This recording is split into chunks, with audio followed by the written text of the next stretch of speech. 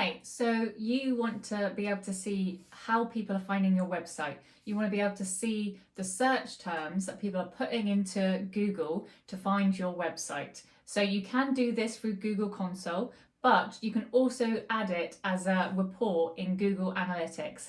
And that's what I'll take you through today.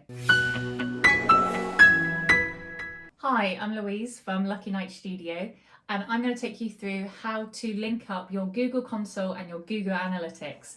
This question actually came from someone who's doing our SEO course about how to add it, so we've kind of made it into a video and blog, as it would seem to be a question that many people were having.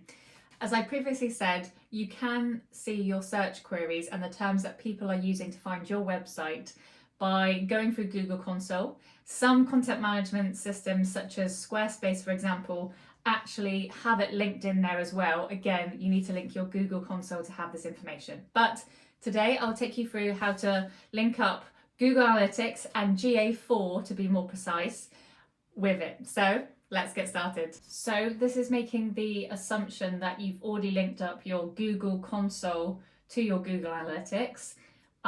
If not, I'll link a blog in the description as well about how to do that, but that one is pretty straightforward.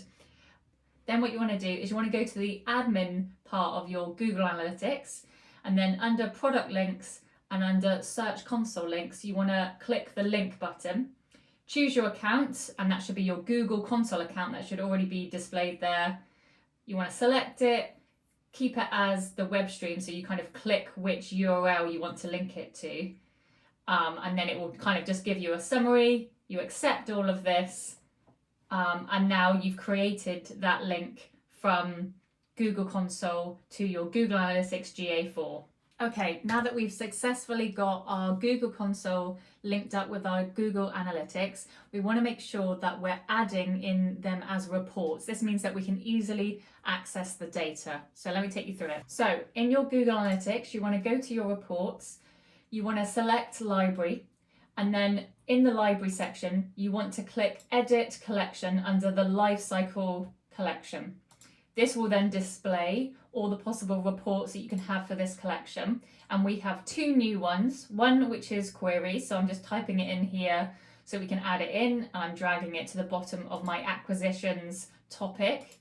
And the other one is the Google organic search traffic. So both of these will be new, and they will come through because we've linked up Google Search Console. If you're not seeing them, just give your page a refresh, as I had that trouble as well. It just needs to be aware that you've connected the new kind of reports. Now, when you go back to your reports, you'll be able to see these two new reports that will be under the lifecycle section. So there'll be a new table, there'll be some new charts that you can kind of look through that will hopefully help you.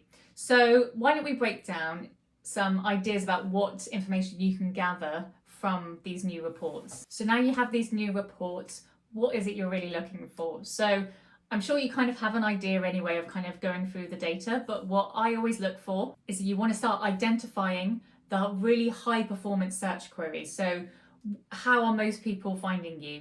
And you want to make sure obviously it's aligned to your business. Otherwise you kind of need to rewrite content or maybe look at your keywords again. You also want to be looking at room for improvement. So what kind of keywords or search queries that you're getting views on, but you're getting a low click-through rate. So CTR is often what it's called. So you want to be kind of comparing it and seeing how maybe some of your keywords that you want to be targeting, how you can improve that. You want to also be looking at maybe some blog posts or any kind of pages that you have that are doing really well, that are maybe attracting people.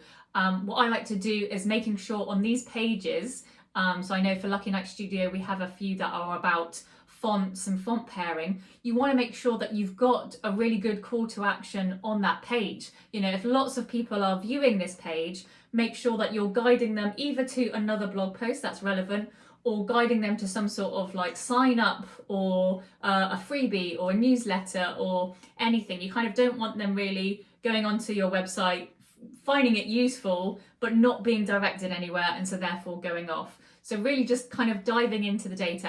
As I always say, what you want to be doing is trying to find the story that is in the data.